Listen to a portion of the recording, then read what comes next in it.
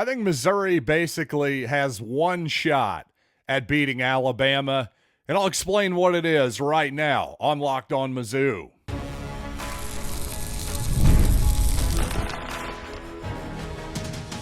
You are Locked On Mizzou, your daily podcast on the Missouri Tigers. Part of the Locked On Podcast Network, your team every day.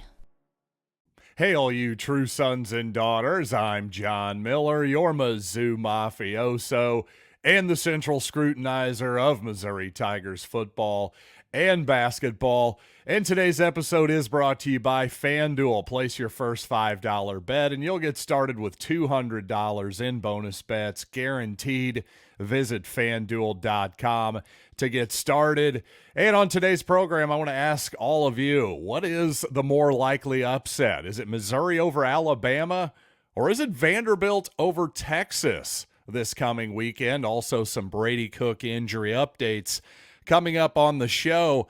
But I have to start by saying something that doesn't feel good whatsoever. But I think it's true. I really don't think that Missouri can win a shootout in Tuscaloosa this weekend. I really think the Tigers defense has to show up again, very similar to how it did against Auburn this past weekend in the homecoming ball game. Not only do, by the way, I mentioned in my previous episode, I thought a subtle adjustment at the end of the game defensively for Missouri, putting Trevez Johnson at free safety and moving Marvin Burks into the box, more of a strong safety role for him.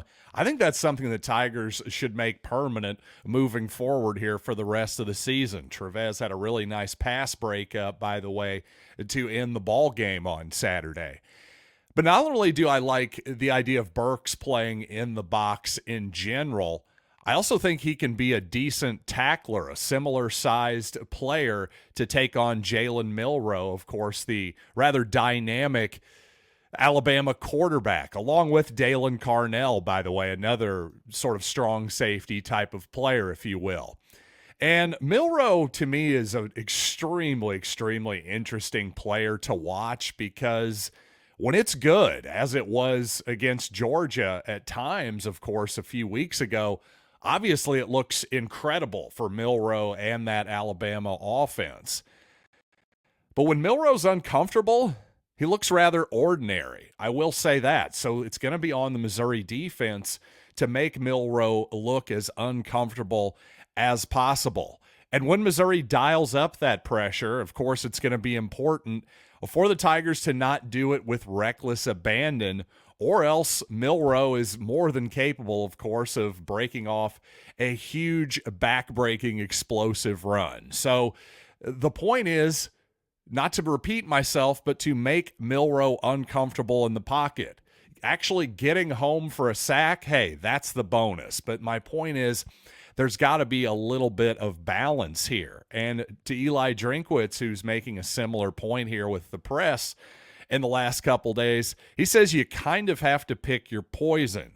If you double team freshman wide receiver Ryan Williams, then you leave yourself hat down on the quarterback. In other words, if you commit another defender to Williams, well, that's simply another guy that Jalen Milroe doesn't have to deal with in the scramble game and in the quarterback-designed run game too, which, by the way, when Alabama runs that quarterback power play where they have pulling offensive linemen leading Jalen Milroe to the outside of the defense, man, that play looks virtually unstoppable at times, especially when the Tide run it near the goal line. But obviously that's a viable play to run anywhere on the field. So I think Missouri's maybe going to have to live with a few of those Jalen Milroe runs that are designed runs. They're almost, again, I don't think that Alabama is going to make that the lion's share of their offense, but when they run it, I almost think it's probably going to be an effective play. And if you're the Missouri defense,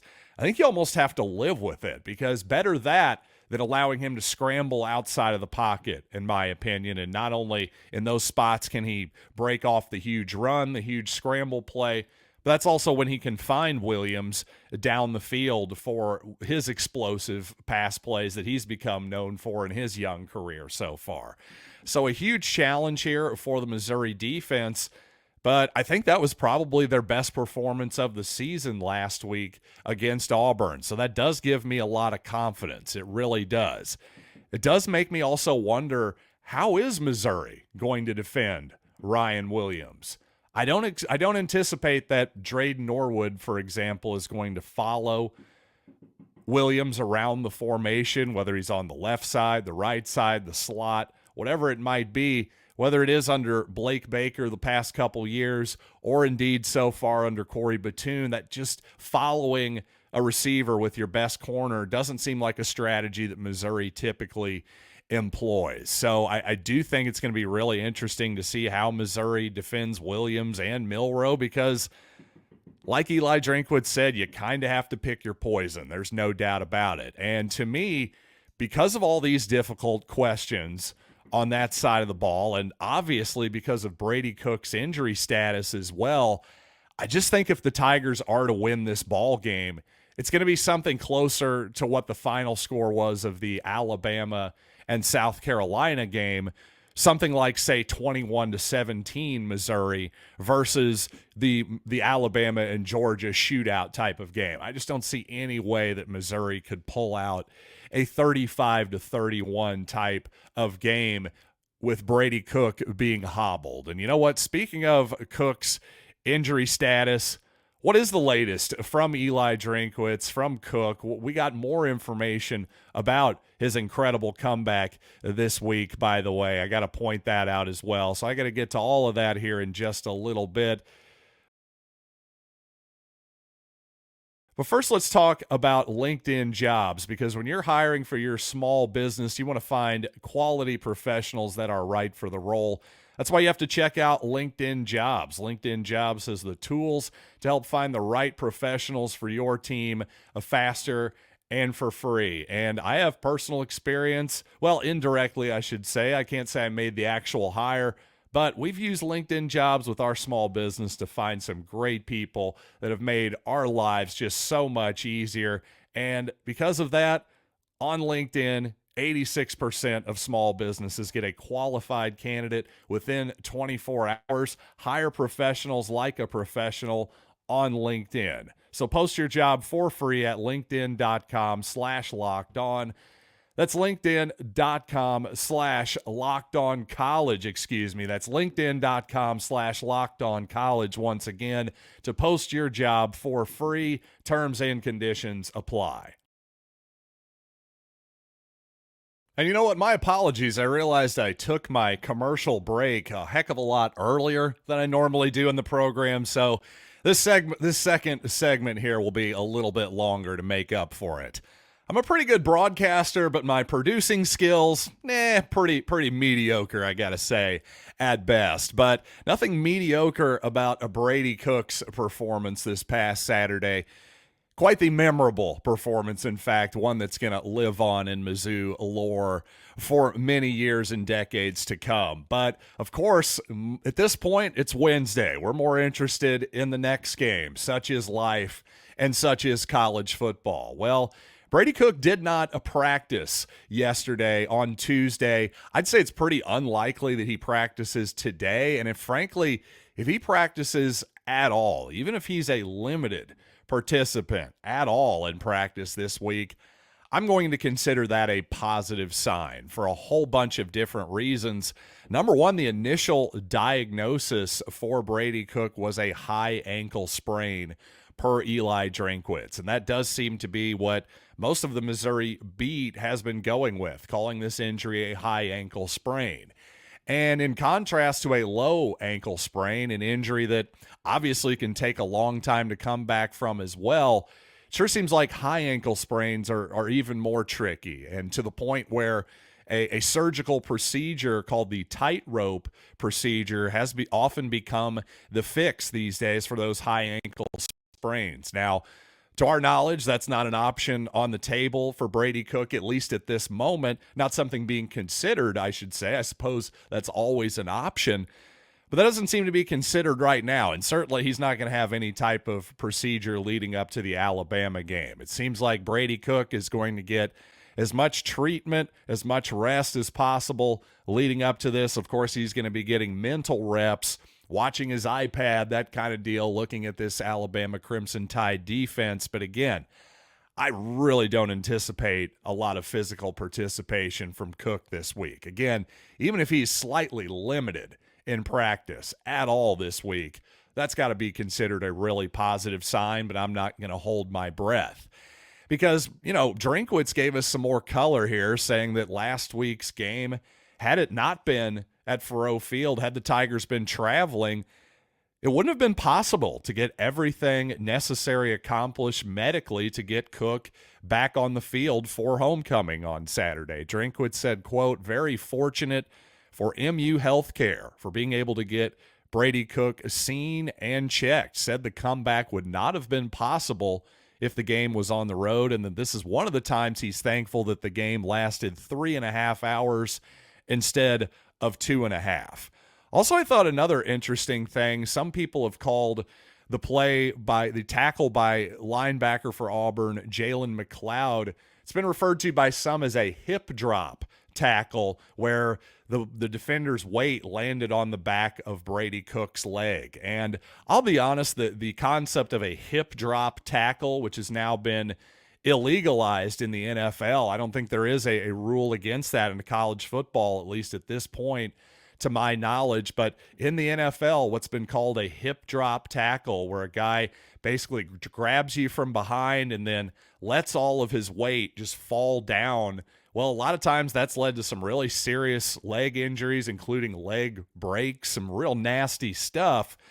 At the same time, I don't know if that play totally would fall under the purview of a hip drop tackle or not, to be honest with you. Regardless, that's a legal play in college football right now. Whether that should be taken out of the game, that's up for discussion. But regardless, I wouldn't be sending any hate mail toward Jalen McLeod's direction or anything like that.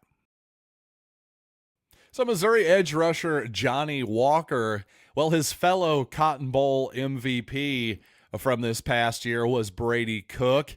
And Johnny on Brady Cook had a pretty good story about his experience on Saturday. He was as shocked as anybody else to see Cook come back into the ball game. Walker said he was actually sitting down on the bench, and he said he saw a number 12 run by, but, quote, "I didn't think it was Brady. I thought it was Drayden Norwood, who also wears number 12 on the defensive side of the ball." He says, quote, "I'm like, where's Dre going? But then I heard the crowd start cheering. I said, there's no way Brady's back out there, because it was unbelievable to me. I can't believe he came back out. The crowd got pumped. We got pumped. It was like a movie. I mean, it was an unreal experience. I've never seen nothing like that nothing like that in football before. Leaving the hospital, coming back to the field, that's crazy to me." So again, I'm hoping this is the type of moment that can galvanize this locker room for the rest of the season, but pretty clear that it did galvanize the locker room and the sideline more specifically for at least that Saturday. Great story from Johnny Walker there, and thanks to him for sharing that. That's good stuff. And obviously a good performance by Johnny on Saturday. He had a big sack that helped seal the victory on that final drive for Auburn there. I thought Zion Young, Eli Drinkwitz agreed with me, by the way, had his best game as a Tiger so far. A lot of good things happening there. Well, what were the reasons? The theme, according to the Missouri coaching staff, was we can't overanalyze every situation. Now, really, Drinkwitz was talking about both sides of the ball here. He says we can't have too many checks on both sides of the ball. In other words, hey, we can't have too many what ifs. This is Drinkwitz continuing here.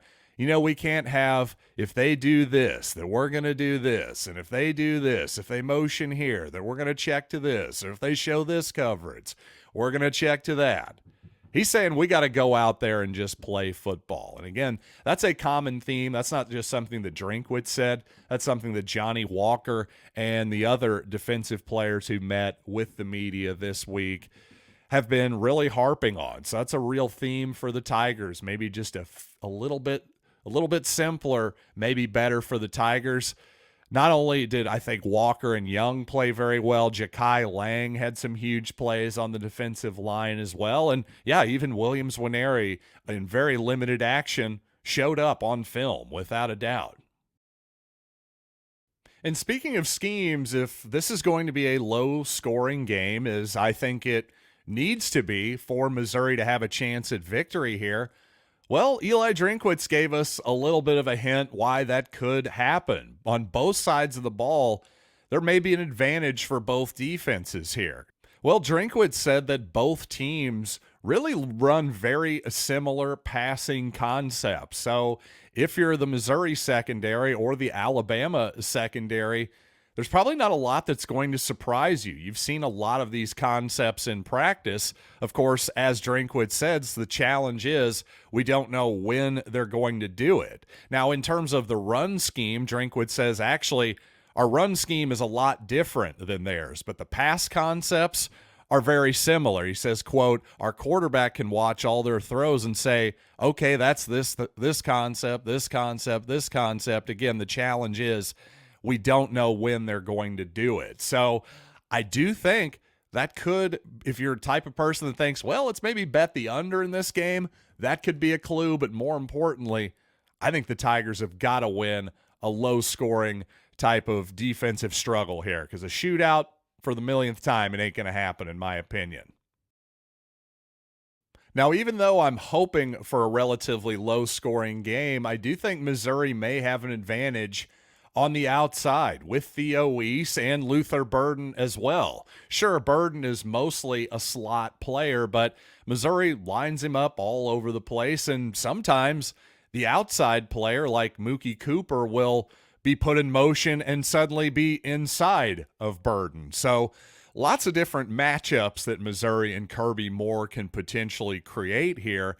And really, Alabama's outside cornerbacks, I would say, is maybe one of the vulnerabilities of that defense right now. Certainly on third downs, Alabama's defense has had a real problem getting off of the field. This is a good Alabama defense. I just don't know that it's an elite one. Maybe certainly not up in the upper echelon of Nick Saban defenses. So if Missouri is able to extend drives on third downs by getting the ball, Weiss can win some matchups. Burden can win some matchups. Hopefully Mookie Cooper and Josh Manning and Mekhi Miller can win some matchups as well. But again, I think it's not going to so much be in the explosive pass game. It's going to have to be an efficient type of Missouri offense, because as much as we've sat around and waited for the explosive plays to happen, it's hard to see that with a quarterback who's going to be very limited, you got to assume, in terms of mobility this week. The ball's got to come out of Brady Cook's hands quickly, and it just seems like, hey, having him hold on to the ball forever and ever is going to be a recipe for potential disaster. And coming up on the show, what do y'all think? Missouri over Alabama or Vanderbilt over Texas? Obviously, I'd like to see both of them happen, but which do you think is more likely? I'll share you my answer coming up in a little bit, and also why a disagreement between Corey Batoon and Eli Drinkwitz on strategy, well, believe it or not, I think they're both wrong. So I'm going to explain that coming up here in just a little bit.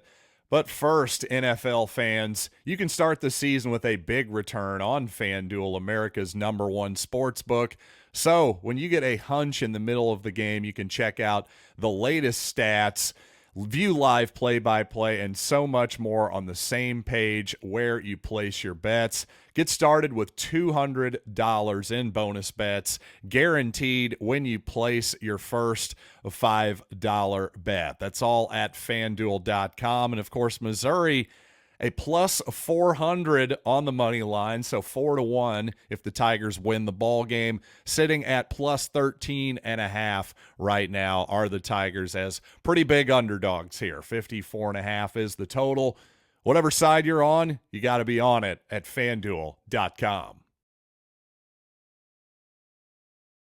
So speaking of FanDuel, the 18.5 points that Vanderbilt is getting at home as underdogs against the Longhorns this Saturday is pretty shocking to me. Don't get me wrong, I'm sure Texas deserves to be a double-digit favorite, but 18.5? That seems like too much to me. And even though the Tigers are getting 5 fewer points than is Vanderbilt, I think the Commodores actually may have a better shot to pull the upset. That's just my humble opinion. Vanderbilt is at home, of course. That makes a difference to me, too. I don't know. I think it's much more likely, of course, that Texas comes back with a get-right revenge type of mentality here. But either way, there's just something about Vanderbilt this year, isn't there? Hopefully that's going to continue to look like a great victory for the Tigers. Obviously, it wouldn't hurt Missouri whatsoever if Vanderbilt were to pull the upset there. But I will say this. If this is going to be a dogfight, low-scoring type game like I'm hoping, well, there is good reason to believe that Missouri could pull out the victory in that case because since last season, the start of 2023, Tigers are 7-0 in one-score games, of course, including the Auburn game this past Saturday. Eli Drinkwitz says, "We need to be in those because we're not good when we get blown out." Well said, Coach. Well said. But I will say, I thought Eli Drinkwitz didn't say something particularly well on Tiger Board. Let's put it better than that. His logic was off. And you know what? Corey Batoon's logic also off. They were talking about the end-of-game strategy here. Missouri trailing by 3 inside the Auburn a 5-yard line, knocking on the door for a touchdown. Well, on Tiger Talk, defensive coordinator Corey Batoon said that he thought Jamal Roberts should have gone down before scoring with under a minute left in regulation because he thought there'd be too much time left on the clock for Auburn's offense to go down and potentially score. Drinkwitz, well, he disagreed, fueled by experience on intentionally running the clock low against Auburn in 2022 when Harrison Mevis missed the potential game-winning chip shot. Well, here's the thing. I can't believe I'm saying this, but I absolutely believe it. I disagree with both of them because, number one, these are completely different situations in many ways. Of course, the score could not be more critical here.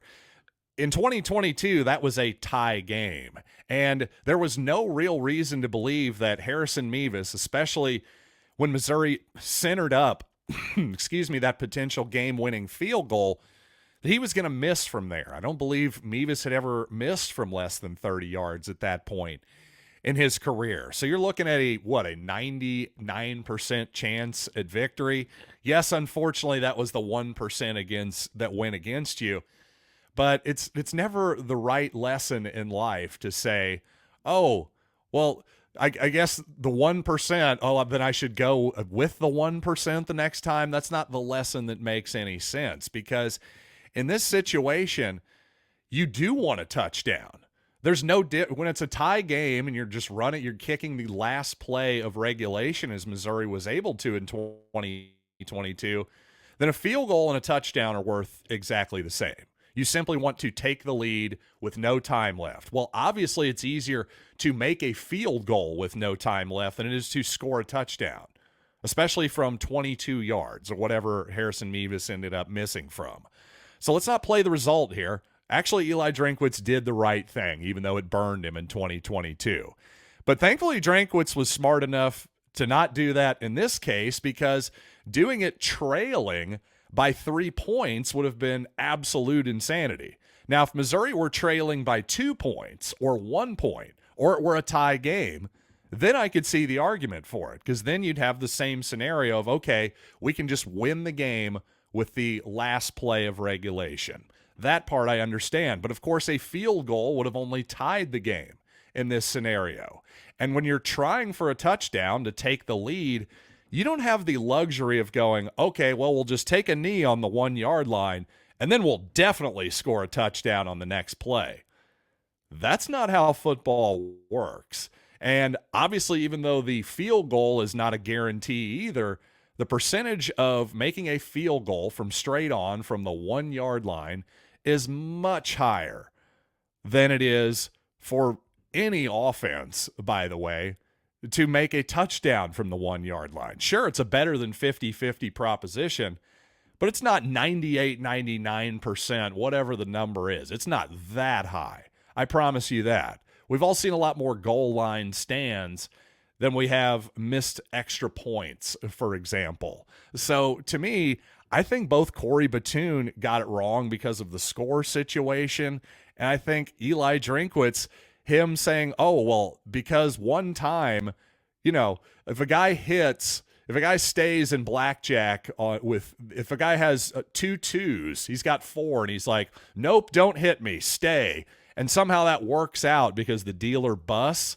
Well, that doesn't mean that you made the right move. Yes, you won, but you made a statistically stupid play that doesn't make any sense in actual reality. The lesson should not be, hey, let's always stay on 4 in blackjack from now on. That doesn't make any sense. Just like going, oh, well, the one time Harrison Mevis missed a field goal, well, now we just got to go for the touchdown.